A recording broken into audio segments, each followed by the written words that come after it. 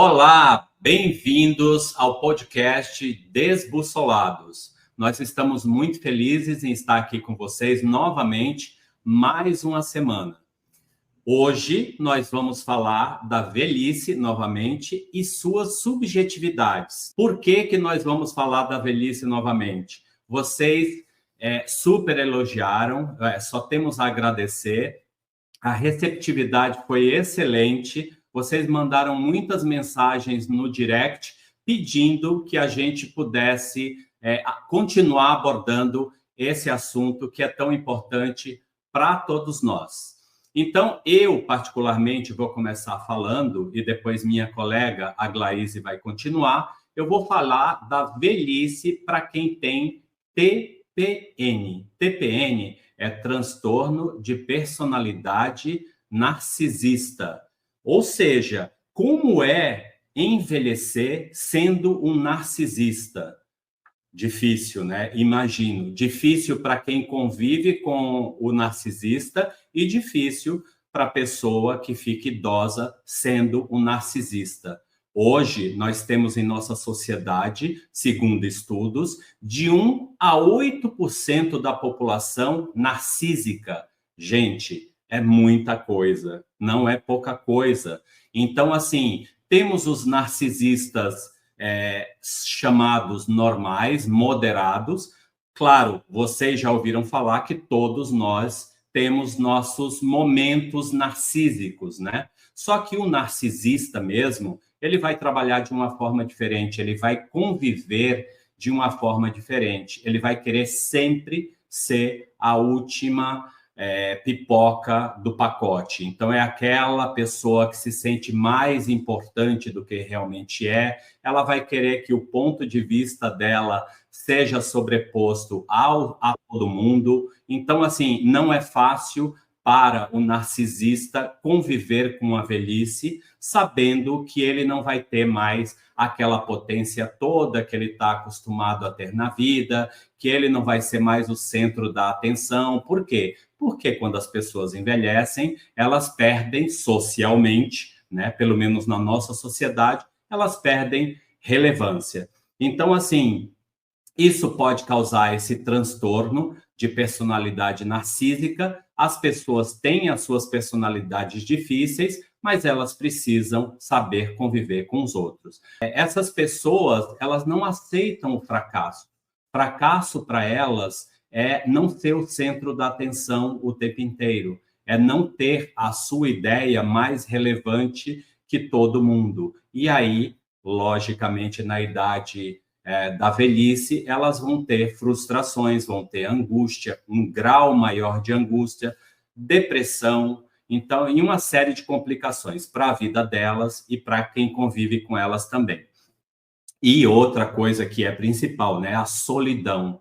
Se você convive com alguém narcisista, e imagino que você em algum momento da sua vida já conviveu, você sabe como é difícil. Se é difícil, você tenta se afastar dessa pessoa. E a pessoa vai sentir, em determinado momento, a solidão. Ela vai sentir que as pessoas que ela ama se afastam. Isso é normal para qualquer um narcisista. Né? Essas pessoas, elas não lidam bem com os períodos ao longo da vida. Então, elas vão passar por determinadas fases que elas vão ver o próprio corpo se não ficando naquela potência que tinha a vida inteira. Então, a gente, logicamente, tem uma pele, o colágeno já não vai ser o mesmo numa idade mais velha. Então, tudo isso começa a incomodar demais. Ela vai correr para fazer, muitos vão correr para fazer procedimentos estéticos,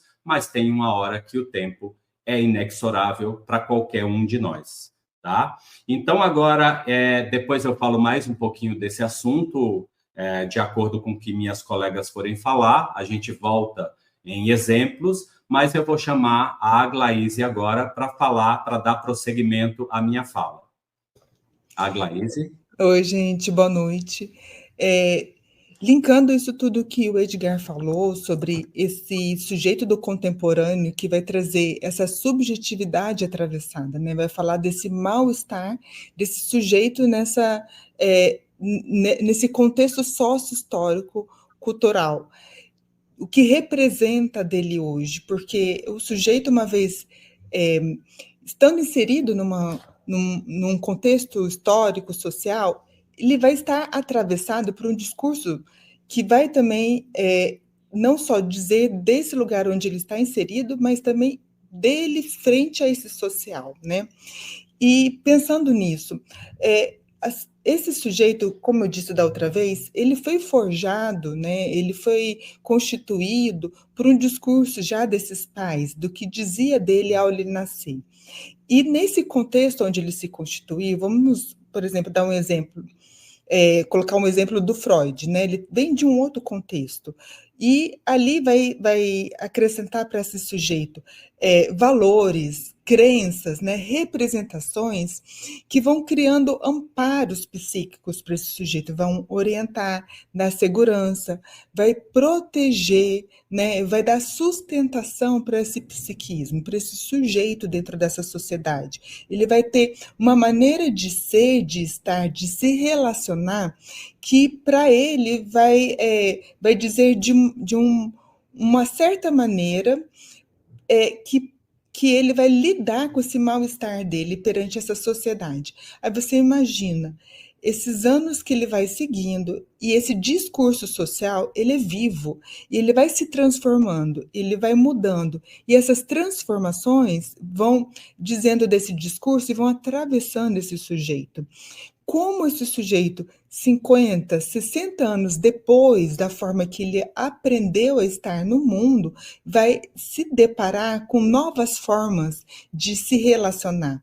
E isso traz algumas movimentações que deixa esse sujeito desamparado e vai deixar ele desarticulado.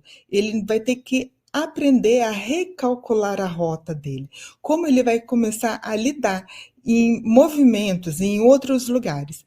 Pensando desse sujeito hoje, no contemporâneo, na atualidade, que vive muito mais do que, por exemplo, há 100 anos atrás, que a perspectiva de vida era o quê? 60, 70 anos de idade, hoje tem 80, 90 e já está rumo a 100 anos. Como se rearticular, como ele vai se apresentar, porque está chegando numa época de 60, 70 anos que não tinha uma perspectiva de vida. E a gente vê que as pessoas estão se reinventando. A gente escuta isso muito dos jovens hoje. Eles dizem que eles estão se preparando para profissões que não existem ainda. E esses idosos, porque a gente se identifica quando jovens, né, com as pessoas que passaram por nós, né? Pelo menos na nossa fase, a gente é o quê? Geração X? A gente... X, né? Vamos botar uma média. Tem boomers, tem X, acho que a Adri nem é X, acho que a Adri é o quê? Y? Eu não vou falar qual que é a minha, você deve ser a X. Eu já estou antes disso. Bem, X eu fui... mesmo. Bem, eu me recordo que os meus pais diziam assim, filha, vai escolher uma carreira, né? E aí tinham as 3 bambambãs, vai, médico, advogado, engenheiro, né? Escolhe uma dessas profissões, ou se não, escolhe uma empresa para você trabalhar, assina a sua carteira, não suje a carteira, né? Ou passe no concurso, né? O concurso do Banco do Brasil, lembra? E aí, o que acontecia? Você tinha uma carreira, né, exemplar, ser construída, né? Hoje não. Hoje está o tempo todo recalculando a rota. O que a gente está vendo, né? O pessoal da nossa idade que está chegando perto dos 50. O que eles estão fazendo? Eles estão se reinventando, eles estão trocando de profissão, né? Estão se realocando no mercado de trabalho. E estão surgindo novas profissões. E como é que vai ser a perspectiva desse futuro? Então, eles estão tendo que se reinventar. E aonde que eles vão buscar identificações? né, de renomear, de fazer uma nova narrativa desse sujeito, de constituir um novo caminho, do que ele tem de possibilidades de se continuar inserido nessa sociedade. Porque qual a sociedade que a gente vive hoje? A gente está no regime capitalista. E o regime capitalista, ele apresenta para a gente, é apresentado como neoliberalista. E ele traz um olhar para o sujeito como protagonista do seu, da sua profissão. Ele vai ser o gestor, né, do seu profissionalismo. Ele vai atrás, na verdade, da sua vida, né? O Dunker, ele vai trazer um gestor do seu sofrimento psíquico, dizendo do nosso lado da psique. E como que a pessoa vai começar a ser esse gestor? Ele vai se produzir, ele vai se promover, né? Ele vai cuidar de toda a administração da sua vida. E isso diz de uma liberdade, mas também diz também de um lugar muito desamparado, porque ele não tem a quem recorrer. Antes tinha um grande chefe, tinha um Estado, tinha um pai, tinha um diretor que poderia recorrer para poder orientar por onde ele tinha que seguir e se sentir protegido por um amparo. Hoje em dia é cada um por si, né? E esse mundo está cada vez mais polarizado e a pessoa é ela contra uma outra possível pessoa que vai bater de frente e sendo contra ele é um inimigo que é invisível, ele nem sabe contra quem que ele vai reagir, contra o que ele tem que reagir, e está sempre recalculando, porque ele por um lado que ele segue, aqui não deu certo, vamos para um outro lado, ele está se reinventando o tempo todo. Isso é muito angustiante. Isso fala de transformações, né? A gente estava até conversando, a Adri ia trazer alguns exemplos, ela ia trazer um filme que conta da história de um estagiário que estava numa idade que era para ele se aposentar. Ele estava reinventando a história dele. Não é mesmo, Dri? Conta um pouquinho para a gente. É isso mesmo, Agla. Enquanto você fala, né, escutando a sua fala, eu fiquei pensando existem várias formas, né, de se chegar até a velhice. E a psicanálise, ela tem essa característica única, que é de tratar o sujeito de forma singular. Eu trouxe hoje como exemplo mesmo, né, para a gente ilustrar aqui na nossa conversa, no nosso bate-papo, 2 filmes. Um deles é esse que você citou, né, que é o Um Senhor Estagiário, que retrata um senhor de 70 anos, viúvo, e que, em vez de aproveitar a aposentadoria, ele decide se candidatar como estagiário em uma empresa. Então, quem imagina, né, um senhor com 70 anos sendo candidato a uma vaga de estagiário? E aí eu peguei algumas frases que ele fala no início do filme, eu achei bem interessante. Ele fala como seguir em frente. Então, apesar de 70 anos, ainda tem um desejo, seguir em frente. Ele fala de se levantar, de ir a um lugar. Ele fala de um buraco na vida que precisa ser preenchido. E quantos de nós estamos pensando e encarando os nossos idosos com essas possibilidades, né? De seguir em frente, de fazer algo diferente. E aí vem a pergunta: ele desejou essa aposentadoria? Ele se aposentou, mas ele percebeu que não era para ter sido dessa forma. É um filme bem interessante.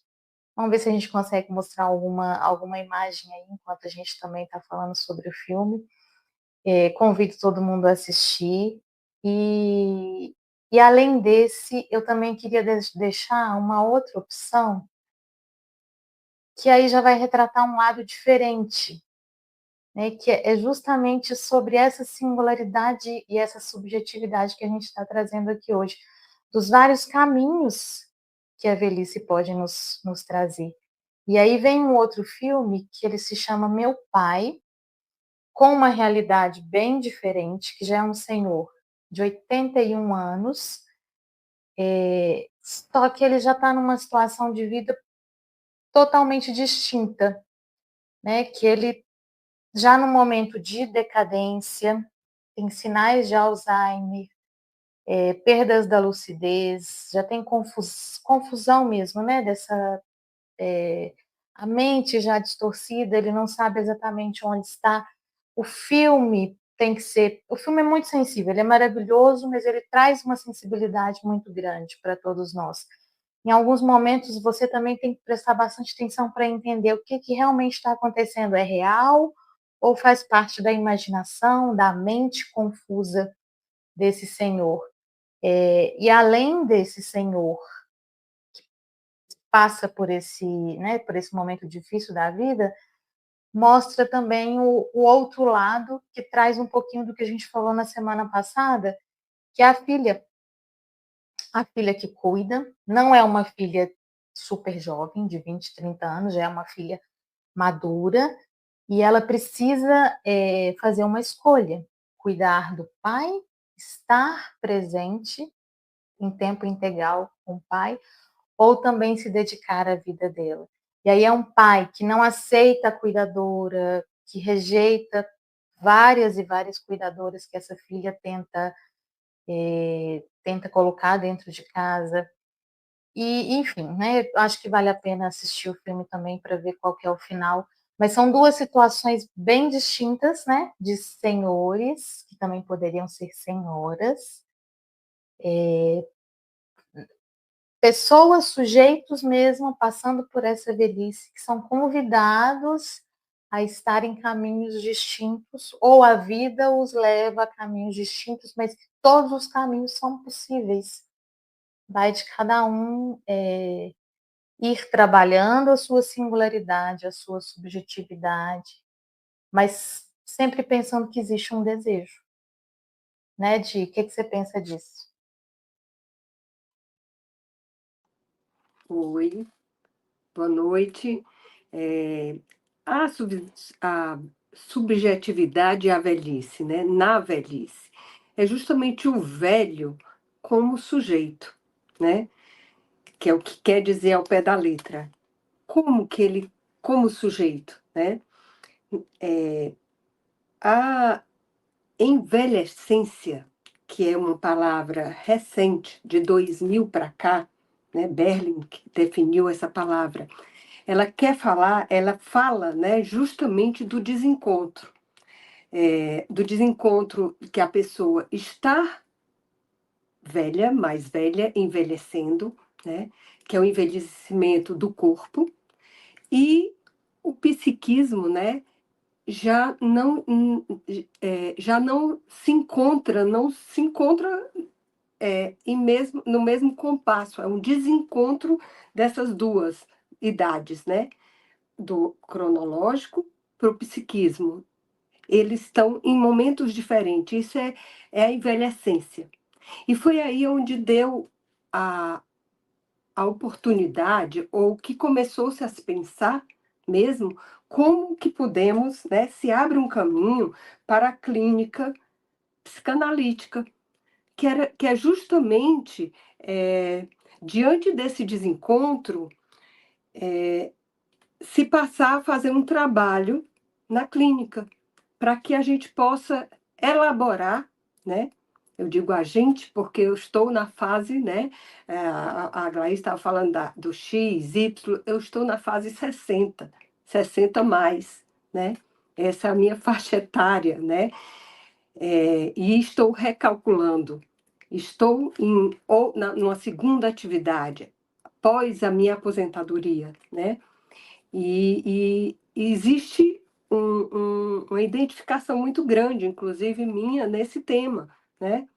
Que é de se transformar através, né, de você poder estar na clínica, na psicanálise, né? Onde você pode fazer um trabalho que você...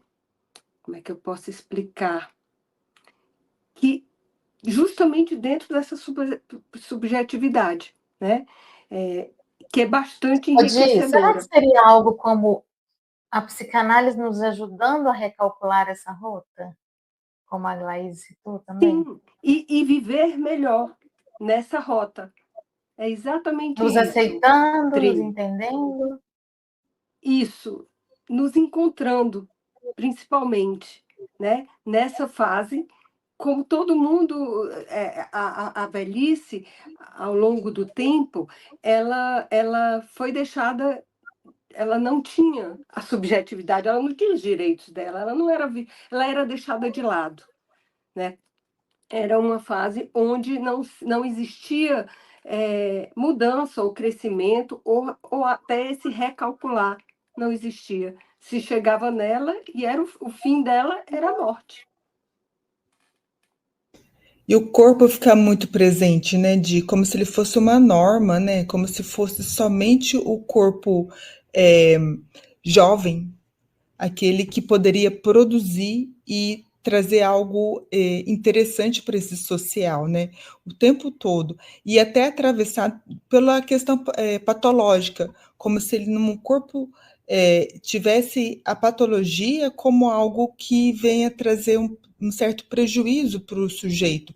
Como você mesmo disse, essa subjetividade que diz de um sujeito que ainda deseja, que ainda tem como produzir como outras maneiras, de não só com esse corpo.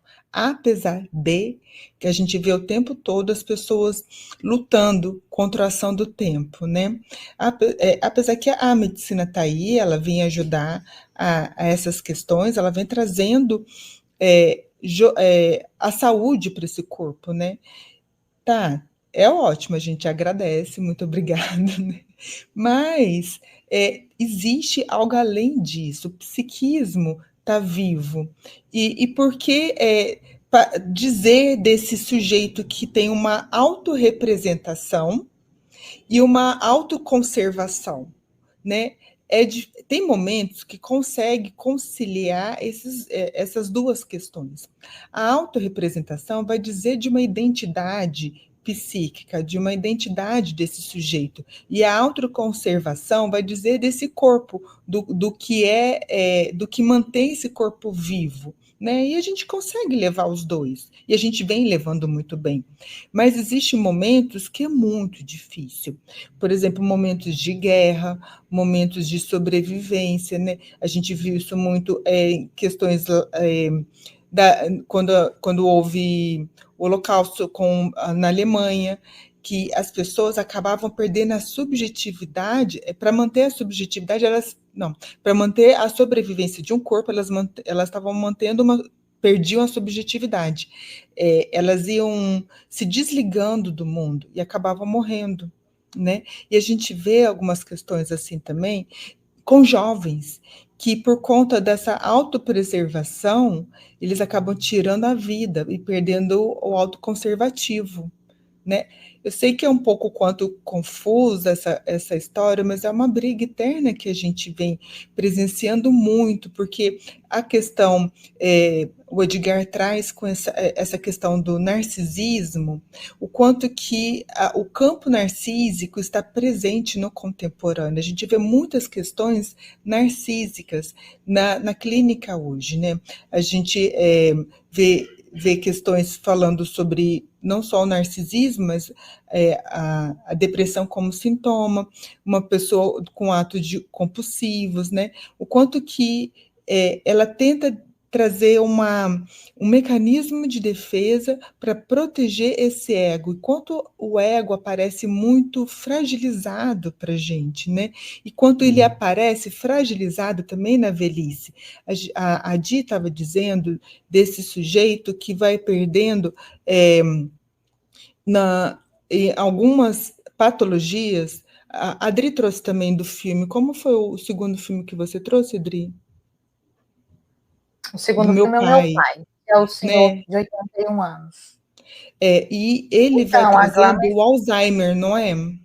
Sim, ele já O tem Alzheimer traz disso. Eu fiquei pensando, uma desculpa, deixa eu só completar, porque a gente traz na primeira infância a questão da fase do espelho, e a gente vai se constituir como sujeito, vai trazendo esse lado narcísico, que vai trazendo uma representação de si.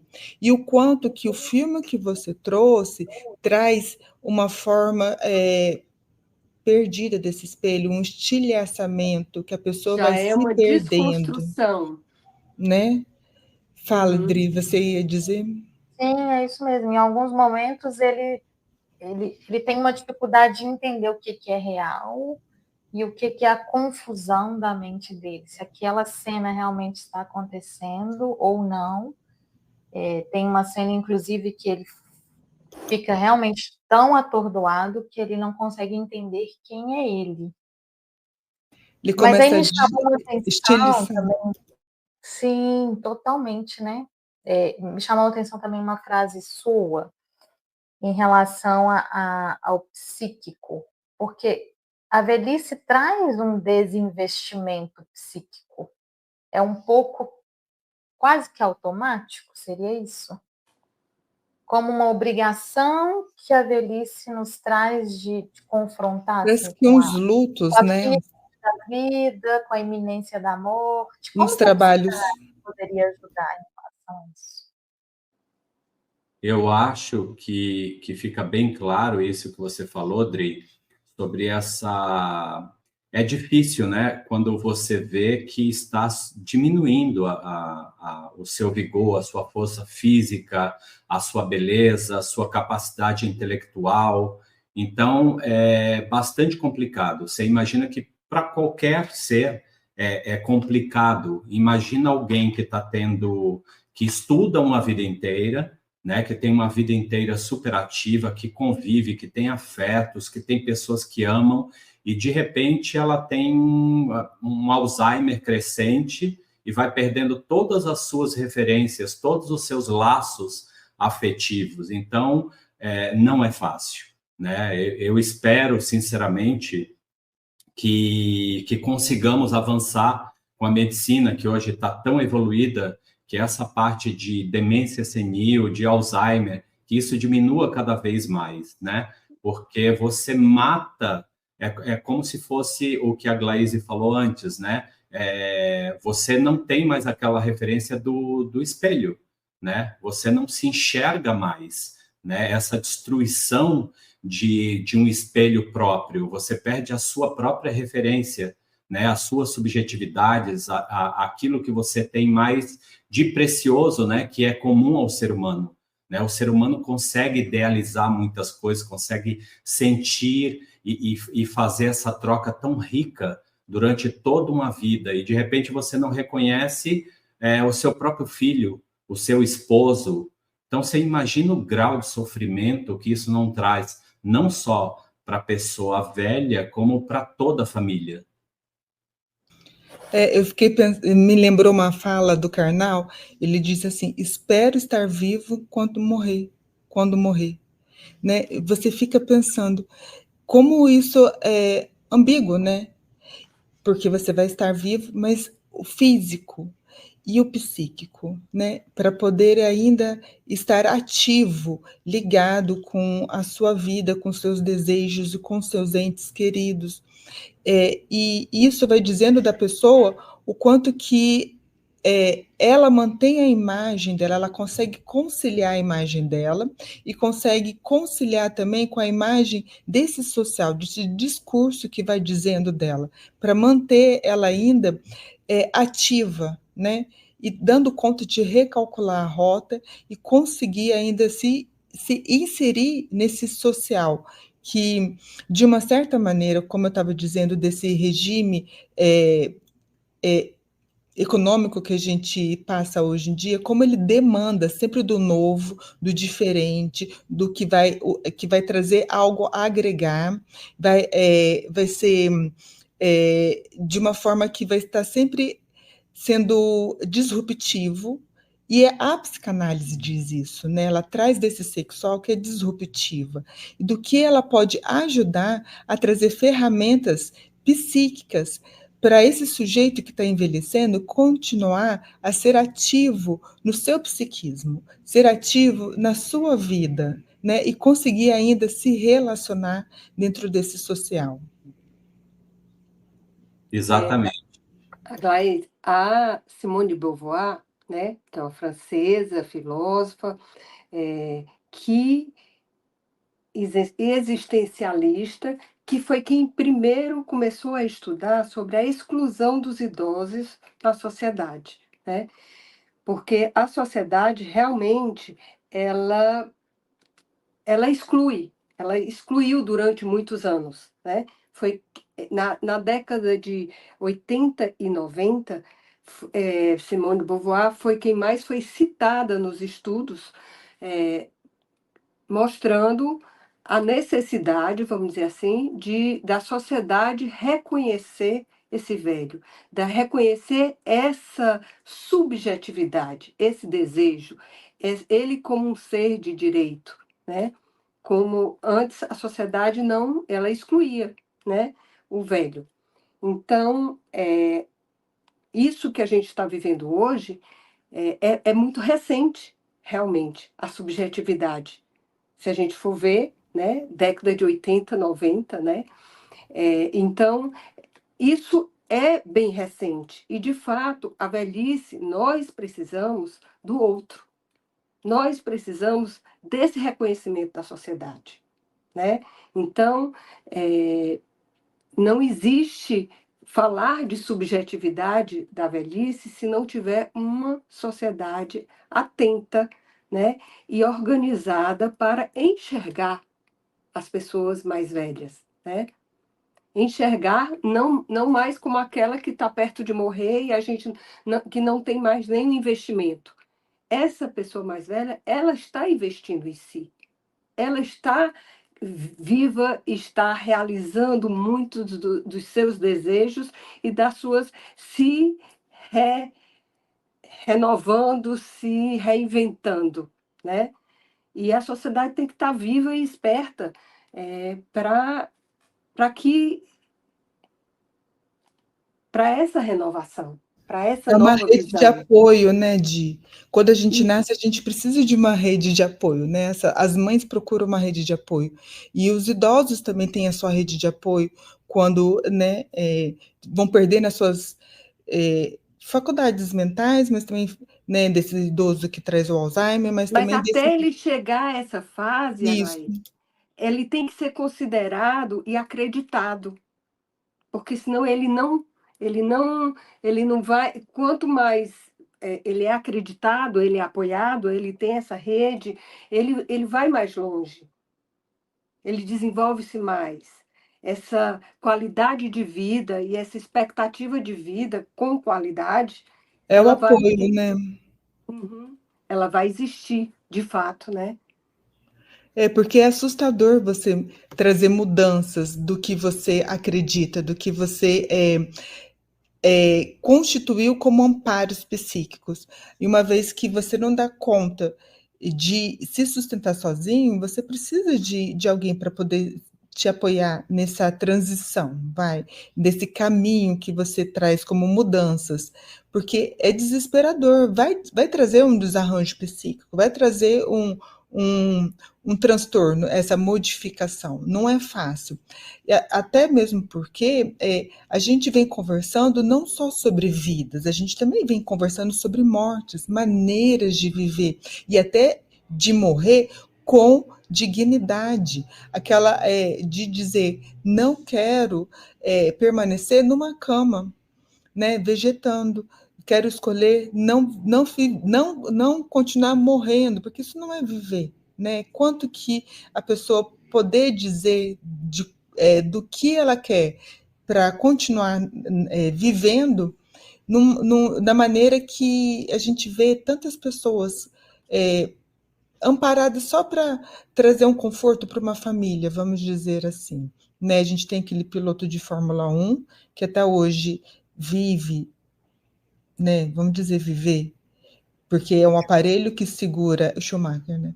Segura ele mantendo esse corpo vivo ele não tem mais nada neurológico que responda por ele, né? E o que mantém ele ali? A família, né?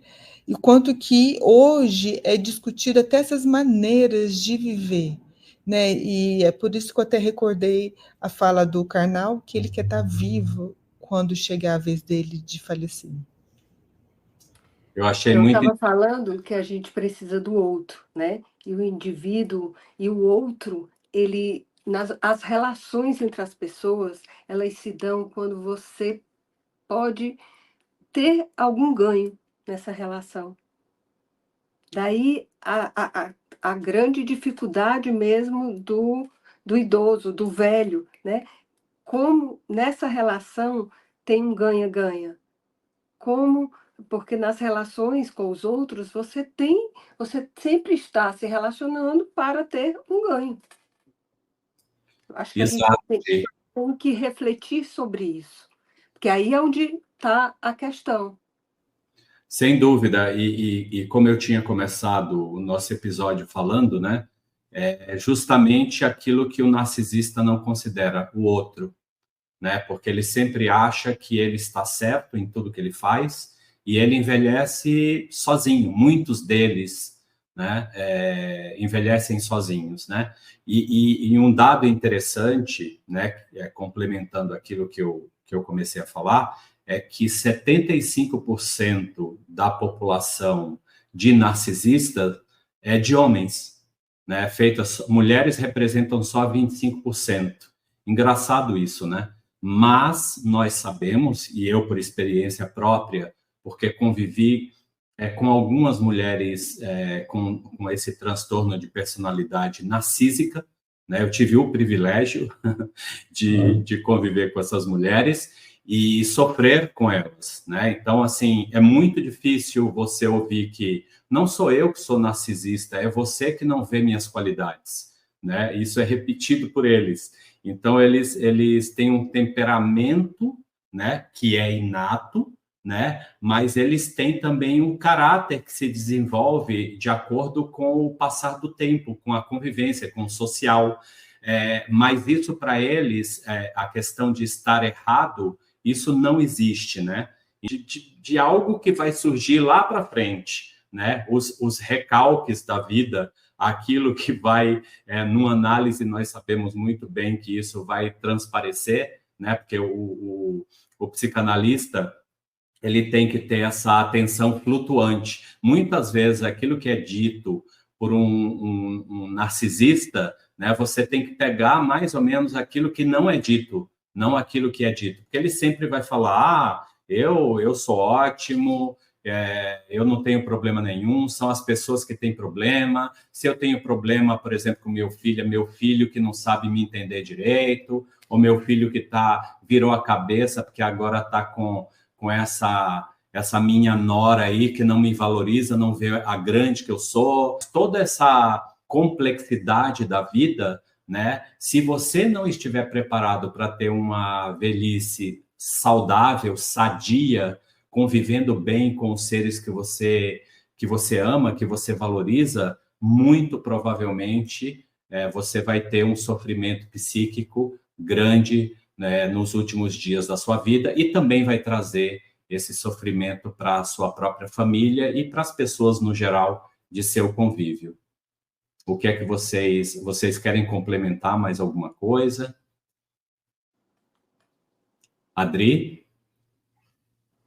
Eu acredito que, independente se o sujeito já teve algum diagnóstico, se não teve, se passou por algum tratamento, por alguma terapia ou não, independente desse caminho que a pessoa percorreu, eu acredito que o olhar para a velhice sempre vai ser um período complexo e desafiador. Mas a gente também pode olhar para esse caminho como uma oportunidade de crescimento. Podem haver ainda transformações, podemos encontrar novos significados para a vida, novos caminhos, depende realmente do desejo. Eu acredito que o desejo vai vir à frente. que vocês pensam? Eu queria colocar mais uma vez em cima, né, da compreensão da velhice sendo compreendida na sua totalidade, e não somente um fato psicológico. Ela é também um fato cultural, certo? Eu acho que a gente tem que internalizar e refletir a velhice como um fato cultural. Excelente, gente. A Glaís e a Adriana, mais algo para falar? Podemos encerrar por hoje. Só para dizer que essa questão de transformações e de mudanças de subjetividades podem trazer só um alerta, né, para trazer um olhar especial, porque pode trazer um desarranjo e uma decomposição e um colapso psíquico. E para dizer como é importante ter um acompanhamento nesse momento, para ajudar a criar novos modelos, novos paradigmas, onde esse sujeito pode se apoiar, se reinventar, se recriar e continuar trazendo muitos desejos para essa vida, né? Que ainda a saúde e a ciência vem trazendo muitas possibilidades de se reinventar e de estar no mundo. Conta com a gente. Gente, nós queremos agradecer a vocês que chegaram até aqui conosco. É um privilégio falar e ser ouvido por vocês. Se vocês gostaram, compartilhem esse vídeo. Não esqueçam de dar um like, né? Foi um prazer falar sobre a velhice novamente. Não sabíamos que esse tema ia ter uma receptividade tão grande. É um orgulho fazer parte desse grupo com a Diana, com a Glaís e com a Adriana, e esperamos trazer tanto talvez outras vertentes da velhice novamente, porque vocês viram que dá para abordar muitos aspectos ainda, mas também outros temas para vocês com muito carinho. Muito obrigado pela presença e até o próximo episódio. Tchau, gente.